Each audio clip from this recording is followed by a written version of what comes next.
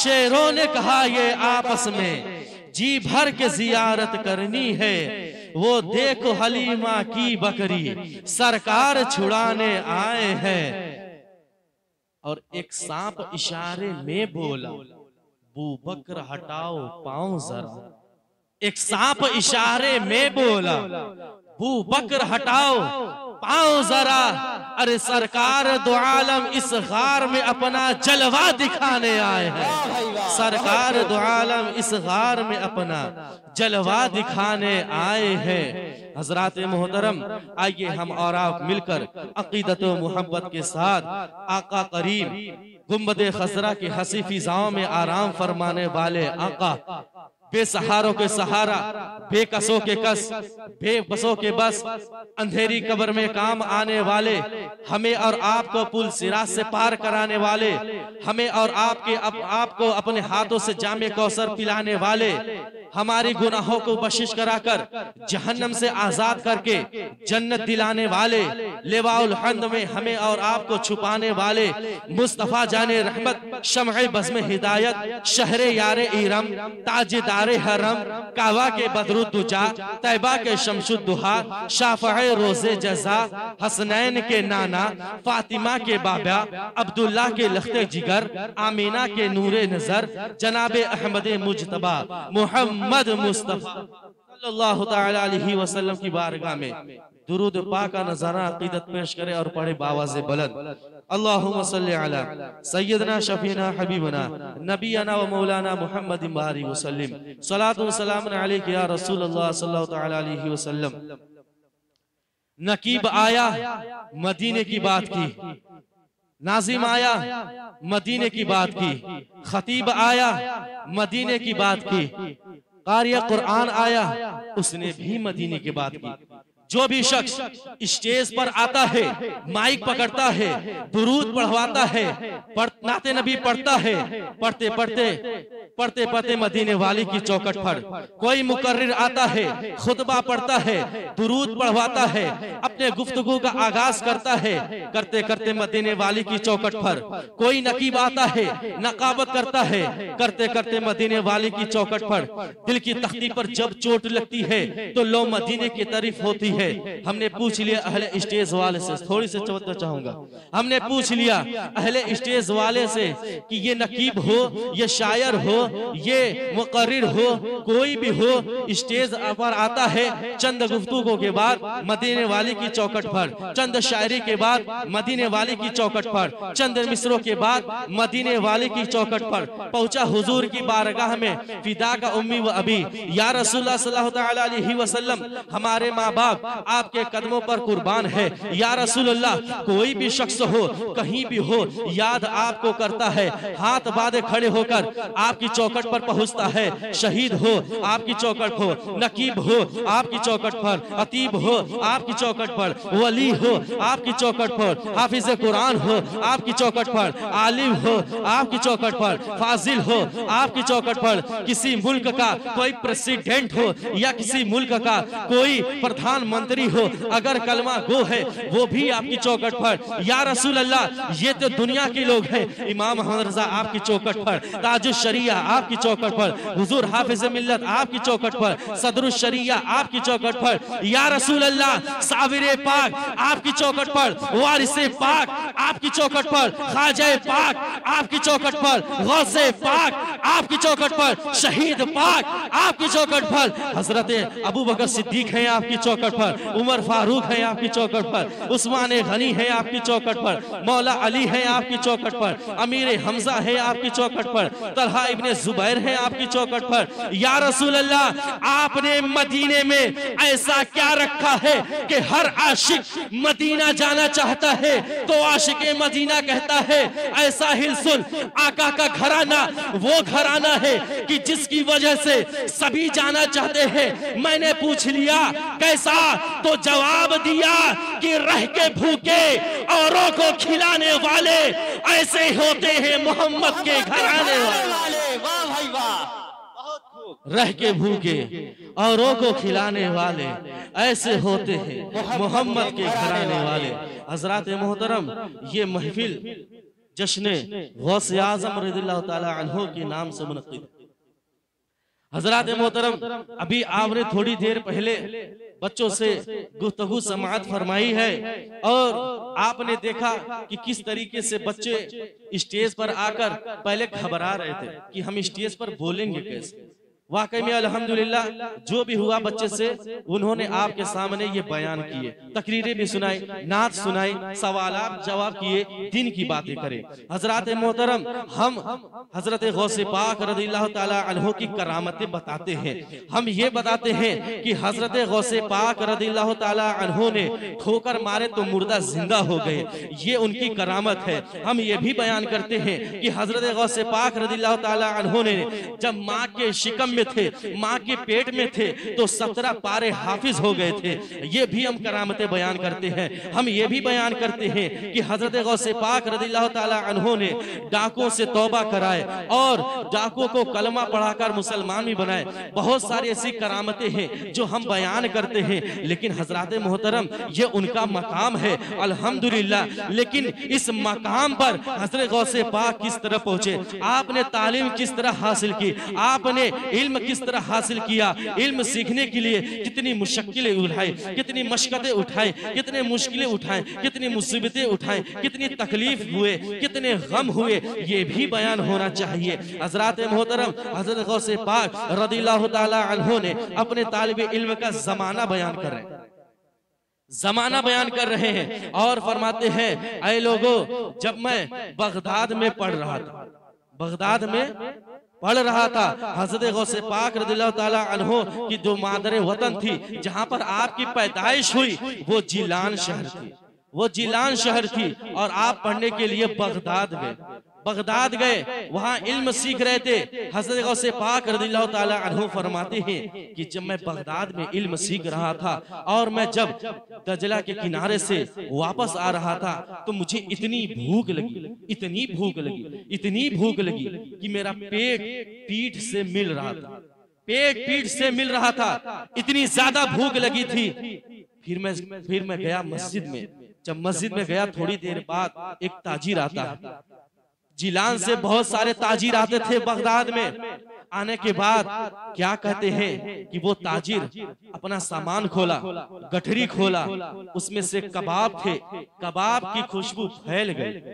जब वो ताजिर मेरी तरफ देखा और बुलाने लगा, कहा बेटे आओ इस दस्तरखान में शामिल हो जाओ।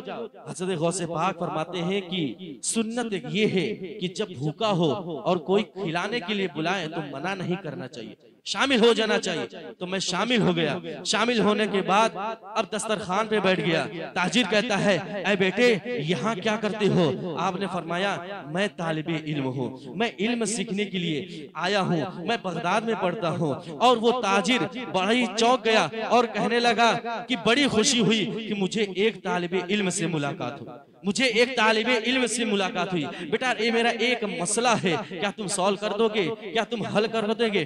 तो हज़रत गौसे पाक फरमाते हैं, बताइए आपका मसला क्या है? वो ताजिर कहता है, ऐ बेटे मेरा घर जिलान में है, मेरा घर जिलान में है और मैं जब जिलान से वापस आ रहा था तो एक नेक खातून जिसके पर्दे की चर्चे पूरे जिलान में है, उसने मेरे हाथ में कुछ दिरहम दिए और दिरहम देने के बाद कहने लगा, मेरा बेटा अब्दुल कादिर बगदाद में पढ़ता है, कहीं वो तुम्हें नजर आ जाए तो उससे ये तोहफा दे देना, उसे ये दिनार दे देना। अल्लाह अकबर। मैं तो उससे ढूंढ नहीं पाया, लेकिन मैं यहाँ तिजारत के लिए आया हुआ था, लेकिन मेरा काम में इतना लॉस हो गया कि सब बर्बाद हो गया और मेरे पास जो दिनार बचे हुए थे, उसी बच्चे का दिनार, उसी बच्चे के दिनार से मैं ये कबाब खरीद कर लाया हूँ जिसके सामने तुम देख रहे हो। अब बताओ बच्चे, मेरा मसला ये है कि क्या मैं इस कबाब को खा सकता हूँ? हज़रत गौसे पाक फरमाते हैं, बिल्कुल आप खा सकते हैं, बिल्कुल आप खा सकते हैं। तो आपने वो कबाब तनाउल फरमाए, वो ताजिर भी वो कबाब खाए, हज़रत गौसे पाक भी कबाब खाए। कबाब खाने के बाद वो ताजिर कहता, बेटे किस किताब में पढ़े हो कि किसी का भी कबाब तुम खाने के लिए इजाजत दे दो? इजाजत दे देते हो? किस किताब में लिखा है? हज़रत गौसे पाक फरमाते हैं, क्या आपको पता नहीं जब जिलान से वापस आ रहे थे तो एक खातून ने आपके हाथ में दिरहम दी, दिनारे दिए और कहने लगे बगदाद में मेरा बेटा अब्दुल कादिर पढ़ता है, उसके हाथ में दे देना। अरे जिस दिनार से तुम ये कबाब खरीद कर लाए हो वो दिनार का हकदार मैं हूँ, मैं ही अब्दुल कादिर हूँ, मैं ही अब्दुल कादिर हूँ। अल्लाह अकबर। वो ताजिर शर्म से उसकी गर्दनें झुक गई और कहने लगे बेटे अगर पहले बता देते तो मैं सारा का सारा कबाब तुम्हारे हवाले कर देता। हज़रत गौसे पाक फरमाते हैं कि मैं खिलाने वो के वक्त किसी को शर्मिंदा करके नहीं खिलाता। ये गौसे आजम की शान है, ये वलियों की शान है कि देते हैं तो जतलाते नहीं है, एहसान नहीं जतलाते हैं। अल्लाह अकबर। फरमाते हैं कबाब भी खत्म हो गया, पैसे भी खत्म हो गया, इसी तरह मैं इल्म हासिल करता रहा। एक मर्तबा क्या हुआ कि जिलान से एक ताजिर फिर आता है और कहता है अब्दुल कादिर तुम्हारी माँ बहुत बीमार है, बहुत बीमार है, बेवा है, कौन ख्याल करता है, कौन उसकी देखभाल करता है? हज़रत गौसे पाक रज़ियल्लाहु ताला अन्हु से माँ से मुलाकात के लिए बरसों बीत गए थे, बरसों बीत गए थे। जब माँ का याद आता है तो आंखें बरसने लगी, आंखें बरसने लगी, रिक्कत तारी हो गई, माँ की याद सताने लगी। हज़रत गौसे पाक रज़ियल्लाहु ताला अन्हु ने रात ही रात बिस्तर उठाया और जिलान की तरफ चढ़ पड़े। आज भी अगर कोई बगदाद जिलान से अगर जाए, बगदाद से जिलान के लिए तेज रफ्तार गाड़ी से भी जाएगा तो भी 2 दिन का सफर है, 2 दिन 3 दिन पैदल चल दिए, महीनों का सफर। और सफर करते करते जब आप जिलान अपने मादरे वतन अपने घर जब वापस आते हैं, रात का वक्त होता है। अल्लाह अकबर। वो बेटा जो कई सालों के बाद आता हो और घर वालों को पता न हो, बिल्कुल अचानक अगर बेटा घर में दाखिल हो तो घर वाले की खुशी का ठिकाना न हो, खुशी का ठिकाना ना हो। माँ तो कलेजे से लगा लेगी, बेटा इतने साल बाद आ रहा है और बगैर बताए हुए आ रहा है, लेकिन कुर्बान जाए वो अब्दुल कादिर जिलानी गौसे पाक है, वो उनकी माँ फातिमा उम्मुल खैर है। अल्लाह अकबर। हज़रत गौसे पाक रज़ियल्लाहु ताला अन्हु फरमाते हैं जब मैं रात की सन्नाटे में अपने घर आया और दस्तक दिया, माँ ने जब आवाज सुनी तो हल्के हल्के पांव से दरवाजे के पास आई और आने के बाद दरवाजा अभी बंद है, खुला नहीं है। माँ कहती है कौन? हज़रत गौसे पाक फरमाते हैं माँ मैं हूँ अब्दुल कादिर, अब्दुल कादिर तेरा बेटा आया हुआ है, तेरा लाल आया हुआ है। अरे कोई दुनिया की माँ अगर ये सुन लेगी अचानक दरवाजा खोलकर अपने बेटे को सीने से लगा लेगी, लेकिन नहीं, ऐसा बिल्कुल नहीं हुआ। हज़रत मोहतरम वो दरवाजा बंद है और दरवाजा बंद है। हज़रत गौसे पाक रज़ियल्लाहु ताला अन्हु की माँ पहला सवाल दरवाजा बंद होने के बाद कहती है बेटा अब्दुल कादिर तालीम मुकम्मल करके आ रहे हो या अधूरा छोड़कर आ रहे हो? अधूरा छोड़कर आ रहे हो। हज़रत गौसे पाक फरमाते हैं माँ तालीम तो अधूरा छोड़कर आया हूँ, तुम्हारी याद सताने लगी, सुना था कि तू बीमार है, सोचा एक बार मुलाकात कर लूं, लेकिन करोड़ों सलाम हो फातिमा उम्मुल खैर की कब्र पर। वो फरमाती है अरे अब्दुल कादिर अब मुलाकात की जरूरत नहीं, हमारी तुम्हारी मुलाकात अब कयामत के दिन होगी इंशाअल्लाह। तू वापस चला जा और पूरा मुकम्मल मुकम्मल जो की तालीम हासिल करके वापस आ। हज़रत मोहतरम हज़रत गौसे पाक रज़ियल्लाहु ताला अन्हु दरवाजा नहीं खुला, वापस पलट गए, कदम वापस पलट गए। हज़रत गौसे पाक फरमाते सोचिए इल्म सीखने के लिए आपने कितनी मुश्किलें उठाई, कितने तकलीफें उठाए। हम उनकी करामतें बयान करते हैं, बेशक वो उनका मकाम है, हम उनकी ताज़ीम करते हैं। हज़रत गौसे पाक फरमाते हैं कि मैं उल्टा वापस कदम फिर से बगदाद चला गया। फिर एक ताजिर आता है और कहता है आपने इल्म सीखते रहे, तालीम हासिल करते रहे। कई महीनों के बाद एक ताजिर आता है, कहता है अब्दुल कादिर क्या तुम्हारा नाम ही है? फरमाते हाँ मेरा नाम अब्दुल कादिर है। फरमाते महीने हो गए तुम्हारी माँ का इंतकाल हुए, हमने उनका जनाजा भी पढ़ा, दफना भी दिए। हज़रत गौसे पाक खुल के रोए, खुल कर रोए। सोचिए, इल्म सीखने के लिए आपने कितने मुश्किलें उठाए, कितने मशक्कतें उठाए। अल्लाहु अकबर। फरमाते हैं कि मैं इल्म सीखता रहा। जब मेरा तालीम मुकम्मल हो गया तो मैं तकरीर नहीं करता था। और एक दिन क्या हो कि बगदाद की मस्जिद में जब मैं सोया हुआ था, आंख लग गई, हुजूर आ गए, हुजूर का दीदार हुआ। हुजूर फरमाते, अब्दुल कादिर बेटे उठो, लोगों को नसीहत करो, तकरीरें करो, अल्लाह व रसूल की बातें करो। हज़रत गौसे पाक फरमाते, या रसूलल्लाह सल्लल्लाहु तआला अलैहि वसल्लम, मैं तकरीरें कैसे करूं? मेरी जुबान फारसी जुबान है, मैं अजमी हूँ, वो अरबी लोग जानते हैं, मैं कैसे बयान करूं? अल्लाह के रसूल सल्लल्लाहु तआला अलैहि वसल्लम ने इरशाद फरमाते हैं, बेटा अब्दुल कादिर, मुंह तो खोलो। हुजूर ने अपने लुआबे दहन 7 मरतबा मेरे मुंह में डाले। फिर उसके बाद हजरत अली आते हैं, फरमाते हैं, बेटे अब्दुल कादिर, मुंह खोलो।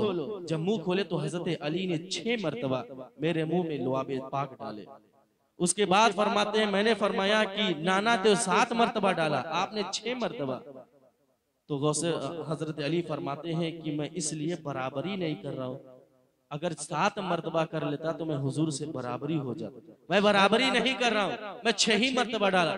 अल्लाहु अकबर। हज़रत गौसे पाक रज़ियल्लाहु ताला अन्हु फिर छोटी मस्जिद में तकरीर करने लगे, करते करते फिर बड़ी मस्जिद में तक करने लगे, फिर करते करते जामे मस्जिद में तकरीर करने लगे, फिर करते करते ईदगाह में तकरीर करने लगे, फिर वहां जगह बढ़ती गई, फिर सहरा के खेमों में आप तकरीर करने लगे। अल्लाहु अकबर। इतनी तकरीर आप करते लगे कि आपकी मजलिस में 70 हजार लोग मजलिस में आते और आपकी तकरीरें सुनते, और आपकी जुबान में वो तासीर थी, आपकी आवाज में वो गूंज थी कि 70 हजार लोग इस मजलिस में आते और बगैर स्पीकर के आप तकरीर करते, बगैर माइक के तकरीर करते। आपकी करामत ये थी कि जैसी आवाज पहले सफ में आती थी, वैसी आवाज आखिरी सफ में भी आती थी।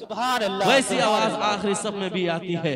अरे आपकी तकरीर सुनने के बाद कई लोगों के जनाजे उठ जाते, कुछ लोग तो बेहोश हो जाते, कुछ लोग कपड़े फाड़ लेते, कुछ लोग तो तौबा कर लेते, और कुछ लोग चंद डाकू ऐसे थे जो उनकी तकरीर सुनने के बाद तौबा करके सच्चे मुसलमान हो जाते थे।